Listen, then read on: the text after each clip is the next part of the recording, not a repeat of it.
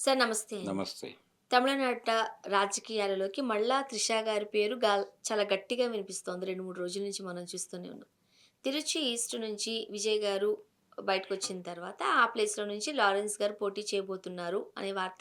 ఆ టైంలో లారెన్స్ గారు కూడా ఒక వీడియో పెట్టారు. నేను రాజకీయాల్లోకొస్తున్నాను. ఒక కొత్త ప్రయాణం రాబోతోందంటే, ఓకే. ఆల్‌మోస్ట్ కన్ఫర్మ్ అనుకున్నారు. బట్ ఆయన ఇప్పుడేమన్నారు, అక్కడికెళ్తే అందరూ నన్ను ఎమ్మెల్యే అట్లా పిలుస్తున్నారు. బట్ అక్కడ జెండా మోసిన కార్యకర్తలు కావచ్చు, లేపోతే పార్టీకి చాలా సపోర్ట్‌గా నిలిచిన వాళ్ళు చాలామందున్నారు. నేను ఇప్పుడేదో సెలబ్రిటీ స్టేటస్ పట్టుకొనొచ్చి, హ్మ్. వాళ్ళందరినీ కాదు అని అక్కడ నిలబడడం అంత కరెక్ట్ కాదేమో అనిపిస్తోంది. ప్రజాసేవ చేస్తా ఫస్టు. తర్వాత ఎక్కడి నుంచి పోటీ చేయాలనేది ఆలోచిస్తాం అన్నారు.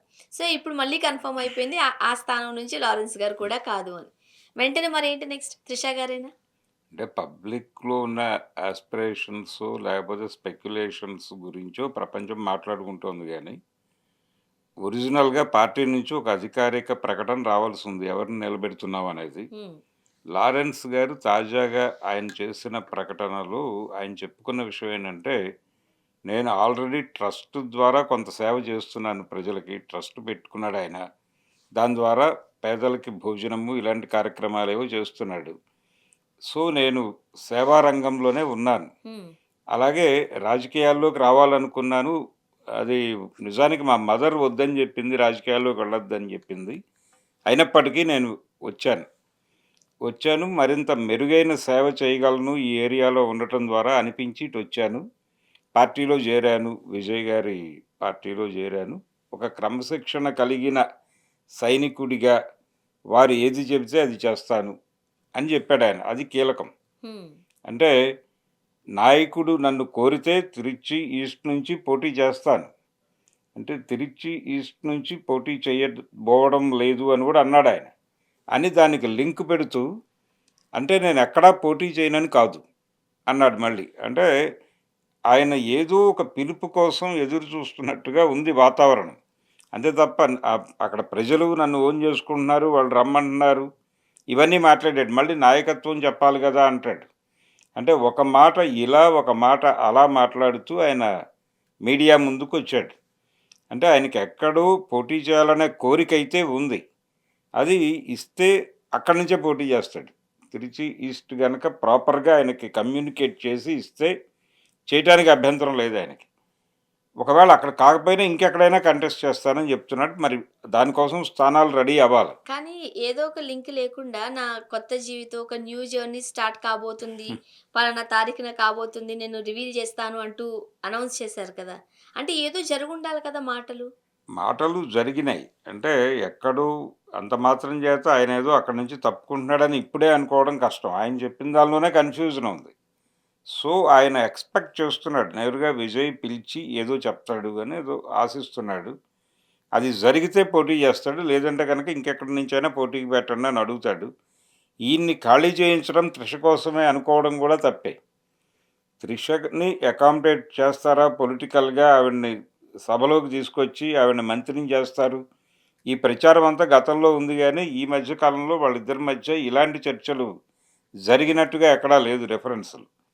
కాబట్టి ఆవిడ యాక్టివ్‌గా ఉండొచ్చు రాజకీయాల్లో, ఈయనకి సలహాదారుగా ఉండొచ్చు కానీ, తిరిచి ఈస్ట్ నుంచి ఆవిడే కన్ఫర్మ్ అనుకోవడం గూడా ప్రమాదకరమే.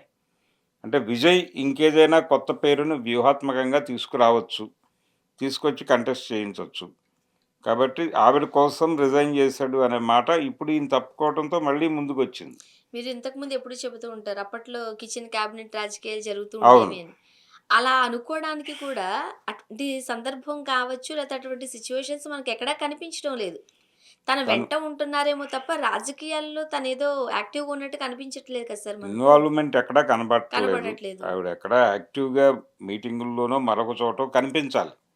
అది కూడా ఎక్కడా లేదు. ఆవిడ పొలిటికల్ అంటే కంటెస్ట్ చేసేంత కాన్ఫిడెన్స్ ఉన్నప్పుడు ఆవిడ మాట్లాడటం మొదలుపెట్టేస్తుంది ఈ ఈ పాటికే. పాటికే. అవును. మాట్లాడలేదు ఇప్పటిదాకా. ఇది కేవలం స్పెక్యులేషన్ మాత్రమే. ఆవిడ దృష్టికి వెళ్ళినా గాని నవ్వి పక్కన పెడుతున్నారు.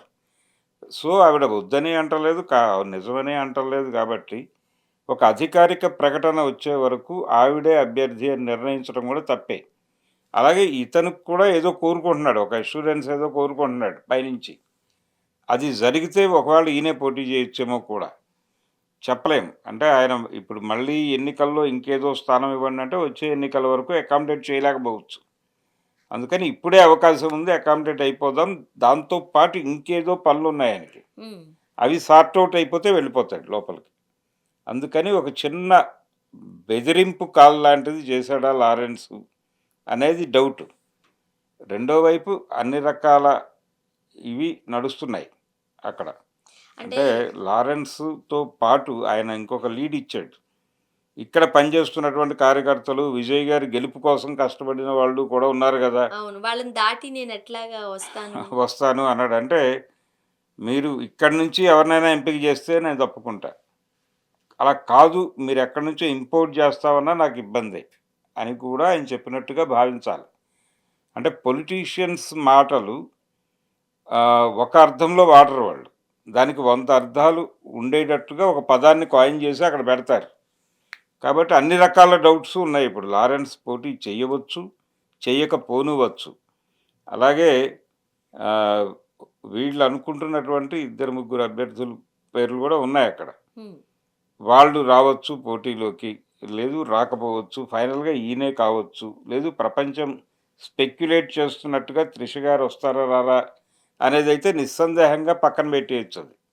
అది నో డౌట్ ఆవిడ రారు అని ఎందుకంటే ఇప్పుడు అనుకుందాం. ఫ్యామిలీ విషయానికి సంబంధించి కూడా అక్కడ ఏవో కాస్త తర్జన భర్జనలు జరుగుతున్నాయి.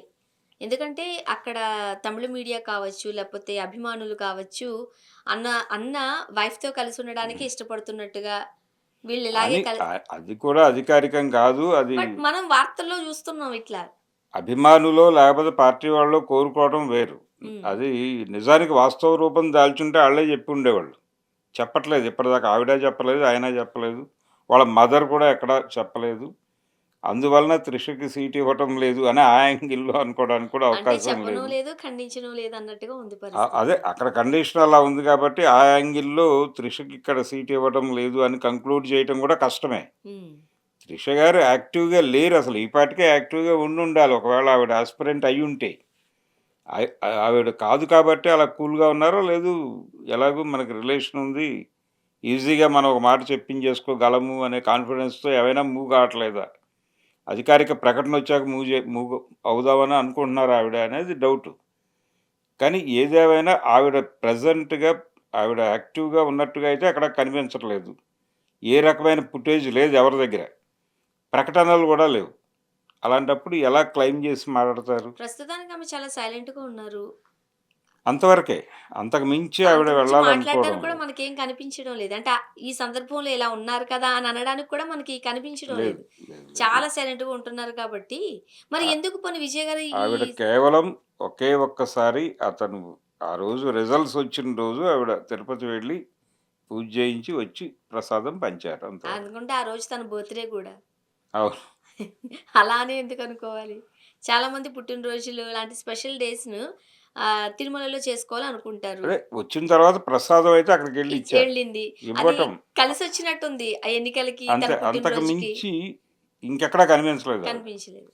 కనిపించినప్పుడు ఈ క్లెయిమ్ ఎలా చేస్తారు అనేది డౌట్. అదే ఆ ఎన్నికల ఫలితాలు వెలువడే రోజు, తన బర్త్‌డే ఒకసారే వచ్చాయి. అలా కూడా అయ్యుండొచ్చు. చూడాలి మరి ఏం జరగబోతుందో. అవును. థాంక్ యూ అండి. Thank you.